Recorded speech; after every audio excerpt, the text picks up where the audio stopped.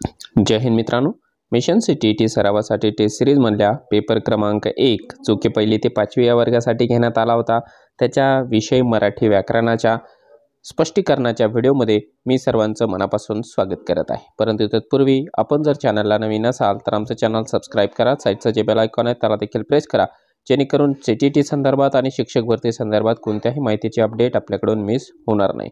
आणि मित्रांनो, आपल्याला जर काही सरावासाठी mission CTT test series join करायची असेल तर आपल्याला जे आहे स्क्रीनवरती जो नंबर दिसत आहे त्या नंबरला संपर्क करून ही टेस्ट सिरीज जॉईन करता येणार आहे। त्यामध्ये तुम्हाला मिळणार आहे 10 पीडीएफच्या स्वरूपामधल्या प्रश्नपत्रिका, त्याची आन्सर की आणि प्रत्येक प्रश्नाचं व्हिडिओच्या माध्यमातून स्पष्टीकरण, तेही अगदी माफक दरामध्ये। चला तर मित्रांनो, सुरू करूया आजच्या या स्पष्टीकरणाच्या व्हिडिओला। कविता देण्यात आली होती आणि त्या कवितेवर आधारित काही प्रश्न देण्यात आले होते। आता या ठिकाणची जी कविता आहे मी तुम्हाला जे आहे वाचून दाखवणार नाही, तुम्ही व्हिडिओ पॉज करा आणि कविता पाहून घ्या, वाचून घ्या, त्याच्यावर आधारित जे प्रश्न होते ते आपण पाहूया। मग आपण प्रश्न क्रमांक 1 काय आहे? कवी हातात लेखणी घेण्यासाठी का सांगत आहे? भाषा लोप पावण्यासाठी, भाषेचा विकास होण्यासाठी, भाषा बोलता येण्यासाठी किंवा अक्षर वळणदार येण्यासाठी? तर मित्रांनो, या प्रश्नाचं उत्तर आहे की भाषेचा विकास होण्यासाठी कवी काय सांगत आहे? लेखणी हातात घेण्यासाठी सांगत आहे। त्याच्यानंतर बघा 2 नंबरचा प्रश्न काय आहे? भाषेचा ऊर कशाने दाटला नाही? अक्षरातील गोडव्यांमुळे, रसाळ भाषेमुळे, स्वाभिमानामुळे किंवा मुळाक्षरांच्या पाहण्यामुळे? तर या प्रश्नाचं उत्तर आहे स्वाभिमानामुळे। या प्रश्नांचे मित्रांनो मी जे आहे या ठिकाणी स्पष्टीकरण करणार नाही, कारण ही कविता आपल्याला देण्यात आलेली आहे आणि त्याचं स्पष्टीकरण करण्याची फार जास्त आवश्यकता नाहीये। जे व्याकरणावरचे आधारित प्रश्न आहे त्या सर्व प्रश्नांचं आपण स्पष्टीकरण या ठिकाणी करणार आहोत। 3 नंबरचा प्रश्न बघा, मराठी भाषेची जननी कोणास म्हटले जाते? लेखणीला, शब्दांना, संस्कृत भाषेला किंवा अस्मितेला? तर मराठी भाषेची जननी काय आहे? तर आपली सर्वांची आवडती भाषा संस्कृत भाषा आहे, त्याला आपण म्हणत असतो या ठिकाणी मराठी भाषेची जननी म्हणजेच आई। आता बघा 4 नंबरचा प्रश्न काय आहे? तो आहे आता खऱ्या अर्थाने व्याकरणाला सुरुवात झालेली आहे। पुढीलपैकी कोणती मराठी प्रत्यय लागून आलेली शब्द साधिते नाहीत? शिलाई, लढाई, शिष्टाई। बी नंबरला कायिक, वाचिक, मासिक। सी नंबरला वचनी, लाकडी, पितळी। डी नंबरला तेलकट, मातकट, धुरकट। तर या ठिकाणी मित्रांनो बघा, या प्रश्नाचं उत्तर काय असेल? तर जी शब्द साधिते नाहीत ती आपल्याला विचारलेली आहे। या ठिकाणी ऑप्शन नंबर जे बी आहे, कायिक, वाचिक आणि मासिक, ही काय आहे? शब्द साधिते नाहीये। बाकीचे बघा कोणताही ऑप्शन या ठिकाणी जर का तुम्ही पाहिलं, ऑप्शन नंबर डी पासून सुरू करूया। तेलकट, तेल, ठीक आहे, तेल हे मुख्य शब्द आहे। मातकट, त्याला मुख्य शब्द काय आहे? माती। धुरकट, याच्यामध्ये काय येईल? या ठिकाणी धूर येईल। किंवा या ठिकाणी बघा सी नंबर मध्ये वजनी, वजन, लाकूड, लाकडी, पितळ, पितळी, ठीक आहे। परंतु या ठिकाणी जे बी नंबरचा ऑप्शन आहे, या बी नंबरच्या ऑप्शन मध्ये काय नाहीये? शब्द साधिते आपल्याला दिसत नाही, म्हणून ऑप्शन नंबर बी हे आपल्या प्रश्नाचं योग्य उत्तर असणार आहे। त्याच्यानंतर बघा एक खूप छान असा प्रश्न आहे आणि याच्यामध्ये आपल्याला बरंचसं स्पष्टीकरण या ठिकाणी करताही येणार आहे। काय आहे की चुकीचा पर्याय आपल्याला ओळखायला सांगितलेला आहे। आता चुकीचा पर्याय काय आहे? देणाऱ्याने देत जावे, धातुसाधित नाम। आता जे अंडरलाईन केलेलं आहे त्याच्यावरती लक्षात घ्या, देणाऱ्याने देत जावे, देणाऱ्याने हे धातुसाधित नाम आहे। तुमचे वडील धृतराष्ट्र आहेत, सामान्य नाम। त्यांचा सर्वांना राग येतो, हे भाववाचक नाम। आणि ताजमहल ही अतिसुंदर इमारत आहे, हे आहे अव्ययसाधित नाम, असं त्याने दिलेलं आहे। आता चुकीची जोडी कोणती आहे? अ, ब, क किंवा ड? तर मित्रांनो, या एकाच प्रश्नामध्ये जे आहे आपण व्याकरणाचे 4 प्रकरणं घेतलेले आहेत, ठीक आहे। उत्तर याचं काही असो, मी जे आहे तुम्हाला या ठिकाणी 4ही गोष्टींची या ठिकाणी जे स्पष्टीकरण आहे ते समजावून या ठिकाणी सांगतो। बघा, देणाऱ्याने, देणाऱ्याने हा जो शब्द आहे तो मुख्य शब्द काय आहे? देणे, आणि याला काय आहे? धातू लागलेला आहे, देणाऱ्याने, म्हणून हे काय आहे? धातू साधित नाम आहे। ही जी जोडी आहे ती करेक्ट आहे। त्याच्यानंतर बघा, तुमचे वडील धृतराष्ट्र आहेत, आता इथे आहे धृतराष्ट्र आणि याला सांगितलेलं आहे की हे सामान्य नाम आहे।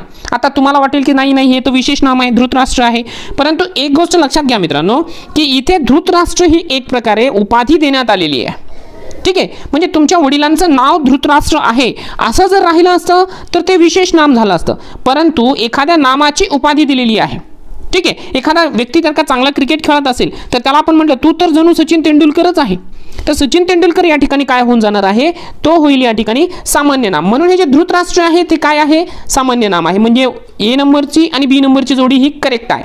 आता 3 नंबरची बघा, त्याचा सर्वांना राग येतो, राग याच्या खाली अंडरलाईन आहे आणि विचारलेलं आहे हे की भाववाचक नाम आहे का, तर बरोबर आहे, हे काय आहे, भाववाचक नाम आहे. आता भाववाचक नाम आपण कशाला म्हणतो, की अशा प्रकारचा शब्द की ज्याला स्पर्श करता येत नाही किंवा ज्याची चव घेता येत नाही किंवा डोळ्यांनी त्याला पाहता येत नाही, अशा जी कल्पनेने मानलेल्या गुण, अवस्था, वस्तू किंवा कृती असते त्याला आपण म्हणत असतो या ठिकाणी भाववाचक नाम. मग राग हे काय आहे, तर भाववाचक नामच आहे ना, कारण राग हे काय आहे, मानवी मनाचा एक स्वभाव आहे जो की आपण काय आहे प्रत्यक्षामध्ये दाखवू शकत नाही, परंतु तो आपण समजून घेऊ शकतो. म्हणजे ही जी जोडी आहे ती काय आहे, करेक्ट आहे. आता बघा, ताजमहल ही सुंदर इमारत आहे. आता इथे दिलेला आहे ताजमहल आणि त्याला सांगितले की अव्यय साधित आहे. मग अव्यय साधित आहे का हे, तर अजिबात नाही आहे. ही जी जोडी आहे ती चुकीची आहे. ताजमहल हे काय आहे, तर ताजमहलच्या समोर असायला पाहिजे होतं विशेष नाम. ठीक आहे, कारण ही एक विशिष्ट इमारत आहे म्हणून याच्या समोर जे आहे विशेष नाम असायला पाहिजे होतं. मग आता या प्रश्नाचं उत्तर काय असायला पाहिजे, तर मित्रांनो या प्रश्नाचं उत्तर असायला पाहिजे ड. ठीक आहे, ही जी जोडी आहे ना ही चुकीची आहे. ठीक आहे, आता तुमच्या लक्षात आलेलं असणार आहे. आता बघा 6 नंबरचा प्रश्न आहे, काय आहे की रिमझिमत्या पावसामध्ये सप्तरंगी इंद्रधनुष्य दिसले, या वाक्यातील उद्देश्य विभाग आपल्याला ओळखायला सांगितलेला आहे आणि आपल्याला दिलेले आहेत या ठिकाणी 4 ऑप्शन. रिमझिमत्या, त्याच्यानंतर दिलेलं आहे पावसात, त्यानंतर आहे इंद्रधनुष्य आणि त्यानंतर आहे सप्तरंगी इंद्रधनुष्य. मित्रांनो हा प्रश्न थोडासा अवघड प्रकारामध्ये तुम्हाला वाटेल, कारण वाक्यातला उद्देश्य विभाग आपल्याला विचारलेला आहे आणि दिलेला आहे एक वाक्य. आता उद्देश्य म्हणजे नेमकं काय आहे, तर बघा उद्देश्य जे असतं ना, तर वाक्य ज्याच्याविषयी माहिती सांगते तो वाक्याचा उद्देश्य किंवा कर्ता असतो. बघा उद्देश्य म्हणजे काय, तर समजायचं सब्जेक्ट, इंग्लिशमध्ये पण त्याला सब्जेक्ट म्हणतो, मराठीमध्ये पण म्हणतो त्याला कर्ता. ठीक आहे, उद्देश्य हा काय होतो की प्रत्यक्ष क्रियेमध्ये सहभागी नसला तरी वाक्यातील क्रियापद उद्देशाशी संबंधित असतेच. ठीक आहे, कर्ता मात्र स्पष्टपणे वाक्यातील क्रिया करणारा असतो. म्हणून आपल्याला आता लक्षात घ्यायचं आहे की या वाक्यामध्ये रिमझिमत्या पावसामध्ये सप्तरंगी इंद्रधनुष्य दिसले, तो उद्देश्य विभाग नेमका कोणता आहे, तर या ठिकाणी मित्रांनो लक्षात घ्या, या ठिकाणी जो कर्ता असणार आहे तो सप्तरंगी इंद्रधनुष्य आहे. ठीक आहे, ऑप्शन नंबर बी हे या दिलेल्या वाक्यामधला काय असणार आहे, उद्देश्य विभाग असणार आहे. प्रश्न क्रमांक 7 नंबरचा बघूया. आता काय आहे, दिलेल्या अर्थाचे योग्य म्हण ओळखून तिचा पर्याय क्रमांकाचे वर्तुळ जे आहे आपल्याला रंगवायचं आहे. आता इथे आपण फक्त टिक मार्क करतोय. आता म्हण काय दिली आहे, दुसऱ्याचा पैसा खर्च करून औदार्य दाखवणे. ठीक आहे, दुसऱ्याचा पैसा खर्च करून औदार्य दाखवणे. हलवायाच्या घरावर तुळशीपत्र हे पहिलं ऑप्शन आहे.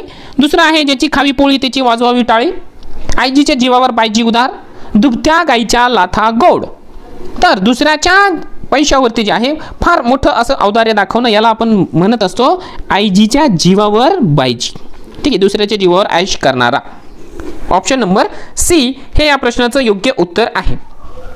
आता आहे बघा वर्णमालेवरती प्रश्न, खालीलपैकी कठोर वर्णांचा गट कोणता आहे ते आपल्याला ओळखायचा आहे या ठिकाणी. आणि गट दिलेले आहेत ड, न, म. बी नंबरला दिलंय द, ध, भ. सी नंबरला दिलंय क, ट, प. डी नंबरला दिलंय ग, ज, भ. आता पहिल्यांदा तर आपल्याला या ठिकाणी लक्षात घ्यावं लागणार आहे की आपल्याला जे कठोर वर्ण सांगितलेले आहेत, कठोर वर्ण, तर कठोर वर्ण नेमकं आहे तरी काय. ठीक आहे, कारण आपल्याला त्या अगोदर ओळखून घ्यावं लागेल की कठोर वर्ण काय आहे. तर मित्रांनो या ठिकाणी लक्षात घ्या की कठोर व्यंजने काय असते, तर ज्या वर्णांचा उच्चार करायला कठीण असते. ठीक आहे, त्यांना आपण कठीण वर्ण असं म्हणत असतो. आता ते कठोर वर्ण कोणते कोणते आहेत तर ते पण तुम्हाला एकदा अगोदर सांगून देतो की क, ख, च, छ, ट, ठ, त, थ, प, फ हे काय आहेत, तर हे सगळे जे आहेत ते कठोर व्यंजने आहेत असं आपण म्हणत असतो. ठीक आहे, आता मग आपल्याला दिलेल्यापैकी काय आलेलं आहे या ठिकाणी, तर बरोबर आहे या ठिकाणी बघा सी नंबरमध्ये जे आलेले आहेत वर्ण क, ट, प हे काय आहेत, तर हे आपण सांगू शकतो या ठिकाणी की हे आहेत कठोर वर्ण. ठीक आहे, हां. त्यानंतर बघा 9 नंबरला काय आहे, खाली दिलेल्या शब्दासाठी योग्य अलंकारिक शब्द ओळखा. शब्द दिला आहे गुप्त गोष्टी. गुप्त गोष्टीचा आपल्याला अलंकारिक शब्द ओळखायचा आहे. अंडीपिल्ली, अभ्यागत, अंधेर नगरी, अग्निदिव्य. तर मित्रांनो एक गोष्ट लक्षात घ्या, आता तुम्हाला एक एक ऑप्शनचं थोडंसं एक्सप्लेनेशन या ठिकाणी सांगत आहे. आता अग्निदिव्य, अग्निदिव्य कशाला म्हणायचं, तर जे कार्य करणे अतिशय कठीण आहे त्याला आपण म्हणत असतो अग्निदिव्य. त्याच्यानंतर आहे अंधेर नगरी. अंधेर नगरी म्हणजे काय, कोणताही नियम नसलेलं राज्य, जिथं आपण म्हणत असतो ना अंधेर नगरी चौपट राजा. ठीक आहे, त्याचा आणि याचा संबंध येतोय का गुप्त गोष्टीचा, येत नाहीये. आता बघा तिसरा बी नंबरचा ऑप्शन अभ्यागत. अभ्यागतचा अर्थ काय होतो की पाहुणे, अतिथी किंवा समजा एखादा लहान बालक असेल, शिशु, त्याच्यासाठी जे आहे आपण अभ्यागत असं वापरतो. मग त्याचा आणि या गुज गोष्टीचा संबंध आहे का, तर नाहीये. आता अंडीपिल्ली म्हणजे काय असतं की अतिशय रहस्यमयी गोष्ट किंवा गुप्त असलेल्या गोष्टी, अंडीमध्ये असलेल्या पिल्लांसारखं. अंडीपिल्ली म्हणजे काय, गुप्त गोष्टी. लक्षात आलंय, ठीक आहे. 10 नंबरला प्रश्न आहे बघा की खवय्या या शब्दासाठी खालीलपैकी कोणता शब्द योग्य ठरेल. खवय्या, चमचमीत खाद्यांची आवड असणारा, चांगले जेवण बनविणारा, अत्यंत खादाड व्यक्ती किंवा खवळलेली व्यक्ती. तर मित्रांनो खवय्या म्हणजे काय असतं, तर चमचमीत खाद्यांची आवड असणाऱ्या व्यक्तीला आपण काय म्हणत असतो, खवय्या. ठीक आहे, जास्त खाणाऱ्या व्यक्तीला आपण नाही म्हणत आहे. याच्यानंतर बघा 11 नंबरचा प्रश्न आहे की शुद्ध लेखनाच्या दृष्टीने अचूक शब्द आपल्याला ओळखायला सांगितलेला आहे. बघा आता साप्ताहिक हा शब्द आहे, साप्ताहिक, आणि तो आपल्याला व्यवस्थित पद्धतीने म्हणजे शुद्ध लेखनाच्या दृष्टीने व्यवस्थितपणाने कुठे लिहिलेला आहे ते शोधायचं आहे. तर मित्रांनो आता तुम्ही जर का ऑप्शन गेस केला असेल तर तुम्हाला लक्षात येत असेल डी नंबरचं जे ऑप्शन आहे ते आहे अगदी करेक्ट, साप्ताहिक. ठीक आहे. हां, आता मित्रांनो तुम्ही काय करत चला, या ठिकाणी जसं जसं आपण प्रश्न या ठिकाणी स्क्रीनवरती आणत आहे तसं तसं तुम्ही जे आहे त्या प्रश्नांची उत्तरं या व्हिडिओच्या कमेंट बॉक्समध्ये कमेंट्स करत चला, जेणेकरून तुम्हाला जे आहे या प्रश्नांची उत्तरं येत आहेत की नाही ते तुम्हाला स्वतःला मूल्यमापन करून पाहता येईल. जसं की आता हा प्रश्न क्रमांक 12 आहे, तर 12 नंबरचा असा प्रश्न लिहायचा आणि तुम्हाला समजा वाटत आहे ना बी नंबरचा ऑप्शन बरोबर आहे, तर त्याच्यासमोर असा बी नंबर लिहून टाकायचा आणि नंतर मग जे आहे आपण आपले जे प्रश्न आहेत एकूण 30 पैकी किती मिळालेत आपल्याला ते एकदा तपासून पाहायचे. ठीक आहे. हा बघा आता 12 नंबरचा प्रश्न आहे की शब्दयोगी अव्ययांबाबत पुढील पैकी असत्य विधान कोणते. 4 विधान आहेत, त्याच्यापैकी आहे एक विधान असत्य. बघा शब्दयोगी अव्यय ही शब्दांना जोडून येतात. या अव्ययामध्ये लिंग वचन विभक्तीनुसार कोणताही बदल होत नाही. ही अव्यय शब्दाला जोडून येताना त्याच्या मागील शब्दांचे सामान्य रूप होते. आणि डी नंबरला शब्दयोगी अव्ययामध्ये लिंग वचन यानुसार बदल होत असतो. तर आता बघा मित्रांनो या ठिकाणी शब्दयोगी अव्यय आपण कशाला म्हणतो तर ते एकदा समजून घ्यायचं आहे की वाक्यातील नाम किंवा सर्वनाम यांचा वाक्यातील इतर शब्दांशी असणारा संबंध दर्शवणाऱ्या अविकारी शब्दाला आपण शब्दयोगी अव्यय असे म्हणतो. ठीक आहे. आता शब्दयोगी अव्यय हे काय होतं की नेहमी एखाद्या नामाला किंवा नामाचे कार्य करणाऱ्या शब्दाला जोडून येतात. जसं की मुलांपर्यंत. ठीक आहे, हे मूळ शब्द आहे परंतु आपण काय लिहिलं आहे मुलांपर्यंत. ठीक आहे, हे जे पर्यंत आलेलं आहे हे काय आहे शब्दयोगी अव्यय आहे. किंवा एखाद्या मुळे असं आपण म्हणतो मुळे है ना, तुझ्यामुळे माझ्यामुळे, तर ही मुळे हे काय झालं शब्दयोगी अव्यय झालं. किंवा आपण जसं म्हणतो ना की माझ्या मागे. ठीक आहे, हे काय झाले शब्दयोगी अव्यय झाले. आता याच्यामध्ये पहिलं वाक्य दुसरं वाक्य तिसरं वाक्य बरोबर आहे, परंतु शब्दयोगी अव्ययामध्ये लिंग वचन यानुसार बदल होतो हे वाक्य चुकीचं आहे. शब्दयोगी अव्ययामध्ये ना लिंग कोणतंही असू द्या वचन कोणतंही असू द्या त्याच्यामध्ये कोणताही बदल होत नाही. ठीक आहे, लक्षात आला. यानंतर बघा 13 नंबरचा प्रश्न आहे देशी शब्दांचा योग्य गट आपल्याला ओळखायला सांगितलेला आहे. 4 ऑप्शन आहेत, अर्ज, बटाटा, कोबी, अत्तर ए नंबरमध्ये. बी नंबरमध्ये दिलं आहे बाजरी, वांगे, ढेकूण, चिमणी. सी नंबरला दिला आहे घर, सासू, सासरा, गाव. डी नंबरला दिला आहे भीती, पृथ्वी, चाक आणि आग. त्या पहिल्यांदा तर समजून घ्या की देशी शब्द म्हणजे नेमकं काय आहे, कारण देशी शब्द जोपर्यंत माहिती होणार नाही आपण याच्यापैकी ओळखणार कसं है ना, की जे शब्द मूळ महाराष्ट्रातील रहिवाशांच्या बोलीभाषेतील मानले जातात त्यांना जे आहे देशी शब्द म्हणतो आपण. देशी शब्दांची जी आहे सरळ उत्पत्ती सांगता येणार नाही, परंतु ते आपल्या बोलीभाषेमधलेच राहतात. आता याच्यापैकी जे आहे बोलीभाषेमधला जो शब्द आहे किंवा जो गट आहे देशी शब्दांचा तो नेमका कोणता आहे तो आपल्याला या ठिकाणी सांगितलेला आहे ओळखायला. तर मित्रांनो लक्षात घ्या या ठिकाणी बाजरी, वांगे, ढेकूण आणि चिमणी हे जे शब्द आहेत ते शब्द आपण या ठिकाणी सांगू शकतो की बोलीभाषेमधले आहेत, देशी शब्द आहेत. ठीक आहे. हां, आता आहे 14 नंबरचा प्रश्न आणि 14 नंबरला जबरदस्त असा हा प्रश्न आहे, कारण चुकीचा पर्याय आपल्याला निवडायला सांगितलेला आहे. चुकीचा पर्याय, तिच्या हातून चूक झाली, पंचमी विभक्ती विभक्ती आहे. इंग्लंडचा दौरा करून आम्ही परत आलो, षष्ठी विभक्ती. दिल्लीहून मुख्यमंत्र्यांचे विमान आले, चतुर्थी विभक्ती. आणि उषाने सुवर्ण पदक पटकावले, हे आहे प्रथमा विभक्ती.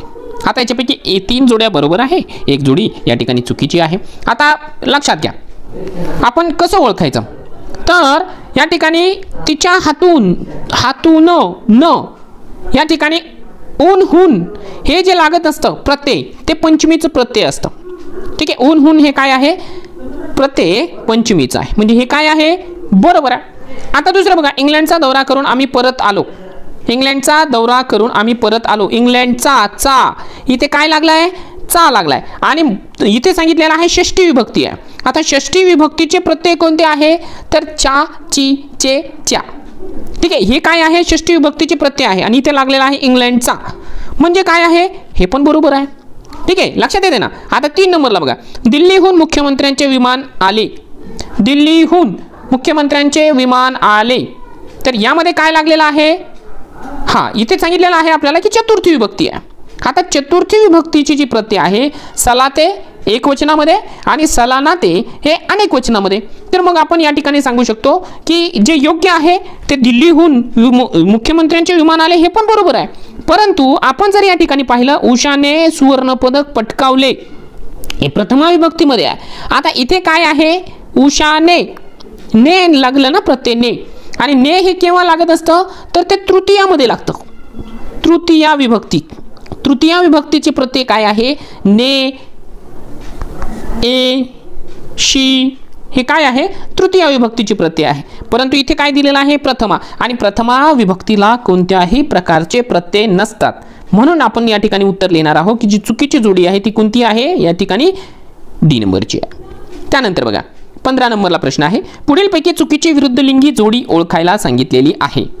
विरुद्धांगी बघा, एडका एडकी, नर्तक नर्तिका, वृद्ध वृद्धा. सी नंबरला कवी कवयित्री. इथे फार लोकांच्या या ठिकाणी चुका झालेल्या आहेत. आता त्याचं कारण काय आहे की बऱ्याच लोकांना असं वाटतं की वृद्ध आणि वृद्धा ही चुकीची जोडी असेल, परंतु तसं नाही आहे. लक्षात घ्या, एडका एडकी ही चुकीची जोडी आहे. एडका एडकी ही काय आहे, चुकीची जोडी आहे. एडकाची योग्य जोडी काय असेल, तर एडका हा नर असतो मेंढीमधलं. ठीक आहे, एडकाची जोडी असायला पाहिजे मेंढी. बाकी नर्तक नर्तिका, वृद्ध वृद्धा, कवी कवयित्री हे बरोबर आहे. म्हणून आपण या ठिकाणी उत्तर लिहिलेलं आहे ऑप्शन नंबर ए, एडका एडकी ही काय आहे, चुकीच्या पद्धतीने दिलेली विरुद्ध लिंगी जोडी आहे. एक प्रश्न बघा आता कसा दिलेला आहे, अवकाश स्थानक या शब्दातील कोणत्या क्रमांकाच्या अक्षरापासून कावळा या अर्थाचा समानार्थी शब्द तयार करा. बघा आता 7 आणि 3 नंबरचा शब्द, 3 आणि 6 नंबर, 3 आणि 5 नंबर, 3 आणि 7 नंबर. तर आता लक्षात घ्या, आता याचं उत्तर कसं लिहायचं आहे, तर 7 नंबरचा प्रश्न बघा काय आहे, 1 2 3 4 5 6 7. आता 7 नंबरला काय शब्द आहे, न, आणि 3 नंबरला या ठिकाणी का होतो का, नका आहे का, नाहीये. मग याचं उत्तर काय असेल ते तुम्हाला अगोदर सांगतो या ठिकाणी की 3 नंबरला आणि 7 नंबरला जर का एकत्रीकरण आपण केलं, म्हणजे ऑप्शन नंबर डी हे जर आपण केलं, तर मग जे आहे कावळा या शब्दाचा समानार्थी शब्द तयार होतो. आता तो कसा होतो बघा, 3 नंबरचा अक्षर कोणता आहे, तर 3 नंबरचा अक्षर आहे का. ठीक आहे, आणि या ठिकाणी 7 नंबरचा अक्षर कोणता आहे, तर 7 नंबरचा अक्षर आहे या ठिकाणी क, काक. आणि काक म्हणजे काय, तर कावळा. ठीक आहे, अशा प्रकारे याचं उत्तर आपल्याला काढायचा होता. 17 नंबरचा प्रश्न बघूया, पुढीलपैकी वेगळ्या काळाचे वाक्य आपल्याला ओळखायचं आहे. आम्ही यात्रेत खेळणी खरेदी केली, ए नंबरचं वाक्य आहे. बी नंबरला आहे मुलांनी रांगोळी काढली. सी नंबरला आहे मकर संक्रांतीला मुले पतंग उडवणार. आणि डी नंबरला आहे आम्ही पाण्यात मनसोक्त डुंबलो. बघा, आम्ही यात्रेत खेळणी खरेदी केली, भूतकाळ आहे. रांगोळी, मुलांनी रांगोळी काढली, भूतकाळ आहे. आम्ही पाण्यात मनसोक्त डुंबलो, भूतकाळ आहे. परंतु मकर संक्रांतीला मुले पतंग उडवणार हे काय आहे, हे भविष्यकाळाचं वाक्य आहे. कारण उडवणार अजून ही जी प्रक्रिया आहे व्हायची बाकी आहे, इच्छा आहे ती. म्हणून आपण या ठिकाणी उत्तर लिहिलेलं आहे ऑप्शन नंबर सी. आता बघा 18 नंबरला काय प्रश्न आहे. 18 नंबरला एक जबरदस्त प्रश्न आहे आणि इंटरेस्टिंग असा देखील या ठिकाणी प्रश्न आहे. काय आहे, एका संख्या विशेषणाच्या पोट प्रकाराची उदाहरणे खालील पर्यायी उत्तरातील एका पर्यायी उत्तरात चुकीची सांगितलेली आहे. ती चुकीचे पर्याय असलेलं उत्तर कोणतं आहे. हे बघा, अनिश्चित संख्या विशेषण, काही, इतर, ठीक आहे. गणनावाचक संख्या विशेषण 1, 2. आवृत्तीवाचक संख्या विशेषण चौपट, दसपट. पृथकत्व वाचक संख्या विशेषण चौथा, पाचवा. असे दिलेले आहेत आपल्याला या ठिकाणी पर्याय, आणि आपल्याला एक चुकीचा पर्याय या ठिकाणी पासून आपल्याला काय करायचं आहे, शोधून लिहायचा आहे. तर आपण लिहू शकतो. आपल्याला बघा, निश्चित संख्या वाचक विशेषण काय आहे, अनिश्चित. म्हणजे अशी संख्या की ज्याच्यामध्ये काहीच निश्चित नाही आहे. काय असेल ते, काही, इतर, थोडे, बरेच, हे काय होता, हे अनिश्चित संख्या विशेषण आहे. ठीक आहे. हे काय आहेत, अनिश्चित संख्या विशेषण आहे. म्हणजे या ठिकाणी जी पहिली जी जोडी आहे ती काय आहे, करेक्ट आहे. त्याच्यानंतर दुसरं बघा, गणनावाचक संख्या विशेषण 1, 2 हे बरोबर आहे का, तर हो. बघा, गणनावाचकचे जे आहेत खऱ्या अर्थानं 3 प्रकार पडतात. आता ते कोणते प्रकार आहेत ते पण तुम्हाला सांगतो. त्याचं का डिटेल्स सांगायचं म्हटल्यावर, एक बघा, पहिलं असतं पूर्णांक वाचक. म्हणजे 1, 2, 3, 4 जे की इथे दाखवलेलं आहे हे तर करेक्टच आहे. पुन्हा अपूर्णांक वाचक असतं, जसं की अर्धा, पाव, चतकोर, पाऊण, दीड, अडीच. ठीक आहे, असं पण राहतं. किंवा साकल्यवाचक राहतं बघा एक. त्याच्यामध्ये काय राहतं की जसं चौपदरी है ना, चारही, पाची, दोघं, हे काय झाले, साकल्यवाचक झाले. म्हणजे हे पण काय आहे, बरोबर आहे, हे पण बरोबर आहे. तिसरं बघा, आवृत्तीवाचक संख्या विशेषण. आता आवृत्तीवाचक संख्या विशेषण मध्ये काय राहतं, जसं द्विगुणित, चौपट, दुहेरी, दसपट, 20पट, हे पण देखील या ठिकाणी काय आहे, करेक्ट आहे. आता पृथकत्व वाचक संख्या विशेषण काय असतं, तर पृथकत्व वाचक संख्या विशेषण मध्ये काय राहतं, 1, 1, 5, 5, 10, 10 अशा प्रकारचे शब्द राहतात. परंतु इथे काय दिलंय, चौथा, पाचवा. म्हणजे हे काय झालं, हे चुकलंय. हा चौथा, पाचवा काय आहे, तर हा आहे क्रमवाचक. ठीक आहे, हे काय आहे, क्रमवाचक. म्हणजे ही जी जोडी आहे डी नंबरची ती चुकलेली आहे. म्हणून ऑप्शन नंबर डी आपण काय करणार, या प्रश्नाचं उत्तर लिहिणार आहोत. त्याच्यानंतर 19 नंबरला, तू जबाबदारीने काम केले नाहीस, पुढील पर्यायातून होकारार्थी वाक्य निवडा. तू जबाबदारीने काम करतोस, तू बेजबाबदारपणे काम केलेस, तू जबाबदारी ओळखली नाहीस, तू जबाबदारीने काम करणारा आहेस. विचारलंय काय आपल्याला, होकारार्थी वाक्य निवडायचं आहे. तू जबाबदारीने काम केले नाहीस याचाच म्हणजे अर्थ बदलायचा नाही, परंतु काय करायचं आहे, आपल्याला होकारार्थी वाक्य करायचं आहे. आणि मग याचं उत्तर काय असेल, तू बेजबाबदारपणाने काम केलेलं आहे. मुख्य शब्दाचा जर विरुद्धार्थी शब्द लिहिला तर काय होऊन जातं, ते त्या ठिकाणी होकारार्थी वाक्य होऊन जातं. तू जबाबदारीने काम केले नाही, जबाबदारीने न काम करणे म्हणजे काय, तर बेजबाबदारपणे काम करणं झालं ते पॉझिटिव्ह. ठीक आहे, ज्याला आपण मराठीमध्ये होकारार्थी म्हणतो. आता बघा, पुढीलपैकी कोणत्या अलंकारामध्ये उपमेय हे उपमानासारखेच असते. काय सांगितलंय, उपमेय हे उपमानासारखेच असते. ऑप्शन आहे यमक, उपमा, श्लेष आणि उत्प्रेक्षा. हा आहे अलंकाराचा प्रश्न. आता आपण या ठिकाणी सांगू शकतो की यमक अलंकार कशाला म्हणतो आपण, तर वेगवेगळे अर्थ असणाऱ्या परंतु उच्चारामध्ये समानता जर असेल तर त्या शब्दांचा वापर ज्या चरणामध्ये असतो त्याला आपण म्हणत असतो या ठिकाणी यमक.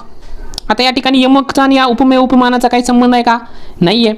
आता उपमा आहे, दुसरं ऑप्शन उपमा आहे.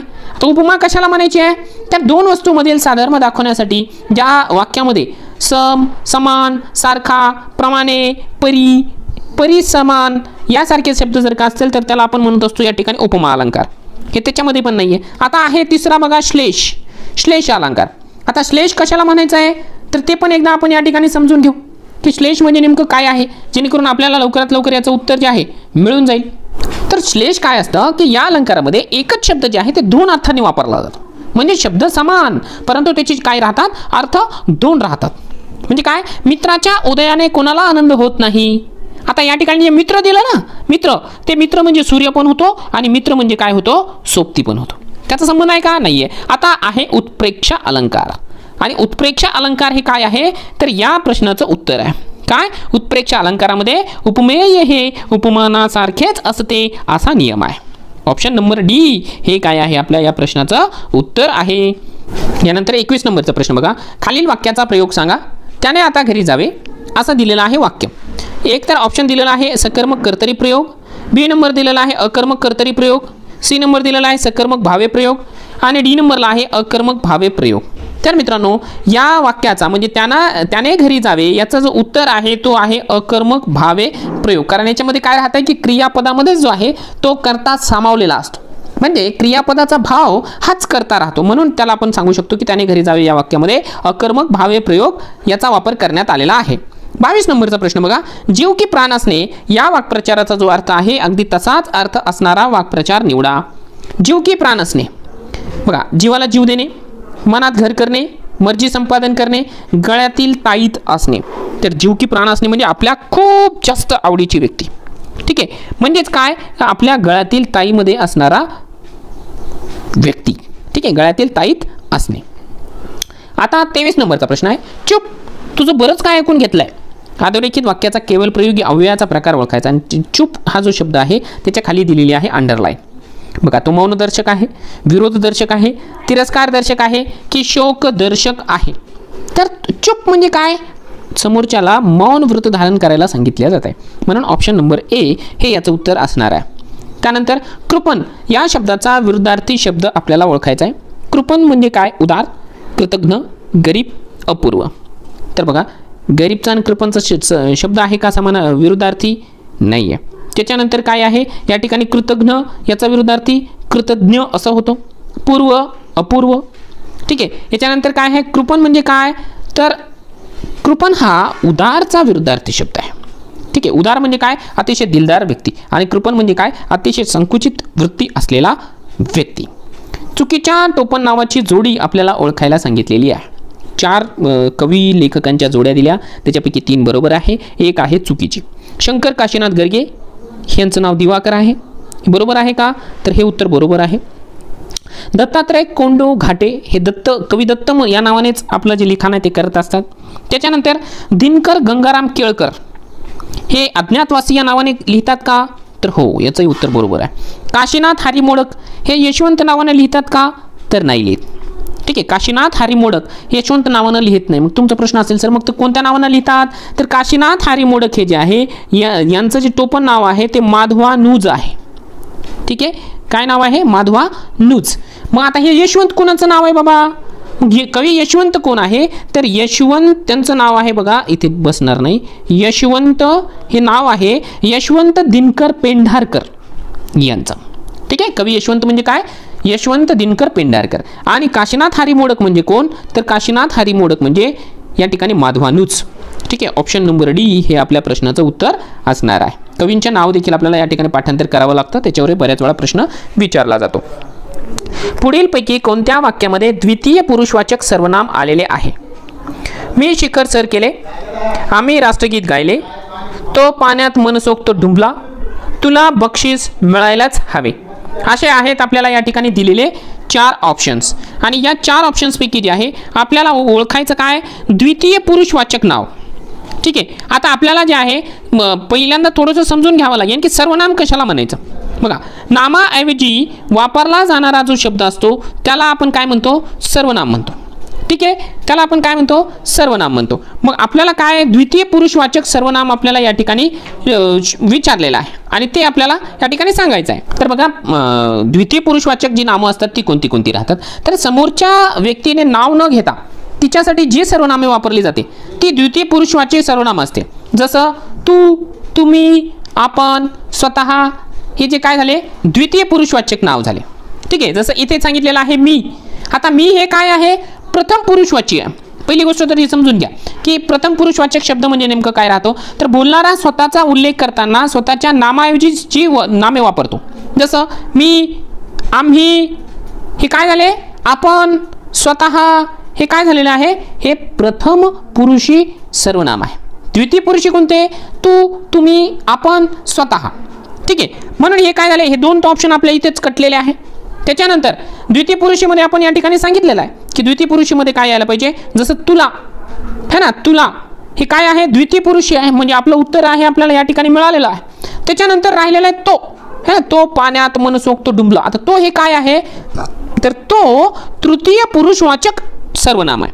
म्हणजे काय, त्याचं तृतीय पुरुषवाचक सर्वनाम कशाला म्हणायचं, तर ज्याच्याबद्दल बोलायचे किंवा लिहायचे त्याचा उल्लेख करणाऱ्या सर्वनामांना तृतीय पुरुषी सर्वनामे म्हणतात. ठीक आहे, तो, ती, ते, त्या हे काय झालं, तृतीय पुरुषी सर्वनामं झाली. यानंतर बघा 27 नंबरचा प्रश्न आहे, काय दिलेला आहे, पुढील वाक्यामध्ये एकूण किती विरामचिन्हे येतील. वडिलांनी लगेच विचारले, अगं कोण होता तो. ठीक आहे, याच्यामध्ये 4 विरामचिन्ह, 3, 2 किंवा 5 यायला पाहिजे. मग आता या ठिकाणी आपल्याला काय आहे, मनाने या ठिकाणी विरामचिन्ह लावायला लागणार आहे आणि त्याच्यानंतर जे आहे याची उत्तर आपल्याला देता येणार आहे. बघा आता वडिलांनी लगेच विचारले नंतर आपल्याला या ठिकाणी कॉमा येईल आणि इथे काय होईल, डबल इन्व्हर्टेड कॉमा होईल. अगं कोण होता तो? ठीक आहे, आता या ठिकाणी शेवटी प्रश्नार्थक चिन्ह आहे म्हणजे प्रश्नार्थक चिन्ह येणार आहे. ठीक आहे, आणि त्याच्यानंतर अगं असं वापरलेलं आहे म्हणजे काय आहे, हे उद्गारवाचक चिन्ह आहे. म्हणून आपण याचं उत्तर सांगू शकतो की या ठिकाणी किती विरामचिन्ह आलेली आहे, ते 4 विरामचिन्हे आलेली आहे. ठीक आहे, एक कॉमा आहे, डबल इन्व्हर्टेड कॉमा 2, एक क्वेश्चन मार्क आणि एक आलेला आहे उद्गारवाचक चिन्ह, म्हणजे 4 विरामचिन्ह या ठिकाणी आलेली आहे. त्याच्यानंतर बघा 28 नंबरला प्रश्न आहे की असतील शिते तर जमतील भूते या म्हणीचा खालील दिलेल्या पर्यायापैकी योग्य अर्थ कोणता? शेताभोवती भूते गोळा होतात, भूतांना शिते फार आवडतात, जवळ माया असेल तर नातेवाईक मंडळी जमतात, शिते टाकून भूते गोळा करता येतात. तर मित्रांनो लक्षात घ्या, असतील शिते तर जमतील भूते याचा अर्थ काय आहे, जवळ माया असेल तर नातेवाईक मंडळी जे आहे भरपूर प्रमाणावरती आपल्याकडे गोळा होतात. 29 नंबरचा प्रश्न आहे, जितेंद्रिय या शब्दाचा समास आपल्याला ओळखायचा आहे. द्विगु, द्वंद्व, तत्पुरुष किंवा बहुव्रीही असा आहे या प्रश्नाचा 4 ऑप्शन्स. आणि आपल्याला जे आहे जितेंद्रिय हा जो शब्द आहे तो आहे बहुव्रीही समासाचा. ठीक आहे, बहुव्रीही समासाचं. आता बहुव्रीही समास म्हणजे काय, तर तो पण आपण एकदा या ठिकाणी समजून घ्या की ज्या सामासिक शब्दांची दोन्ही पदे महत्त्वाची नसून त्या 2 पदांशिवाय तिसऱ्याच पदाचा बोध होतो. तसेच हा जो सामासिक शब्द आहे त्या तिसऱ्या पदाचे विशेषण असतो, त्याला आपण काय म्हणत असतो, बहुव्रीही समास. आता या ठिकाणी बघा जितेंद्रिय आहे, मग जितेंद्रियचं जर आपण या ठिकाणी फोड केली तर ते काय होणार आहे, जिंकले आहे ज्याने इंद्रिय असा तो. ठीक आहे, म्हणून या ठिकाणी आपण सांगतो की हा काय आहे, बहुव्रीही समास आहे. शेवटचा प्रश्न 30 नंबरचा, वानर झाडावर चढले. अधोरेखित शब्दाची आपल्याला या ठिकाणी जात ओळखायला सांगितलेली आहे. आता ही भाववाचक नाम आहे, विशेष नाम आहे, सामान्य नाम आहे की धातू साधित नाम आहे. बघा वानर आहे, वानर. ठीक आहे, वानरच्या खाली अंडरलाईन आहे. वानर हे काय आहे, तर वानर हे एक प्रकारे सामान्य नाम आहे. कारण काय, तर वानर या नावावरून वानराच्या संपूर्ण प्रजातींचा बोध होतो. ठीक आहे, म्हणून आपण या ठिकाणी सांगू शकतो की वानर हे काय आहे, सामान्य नाम आहे.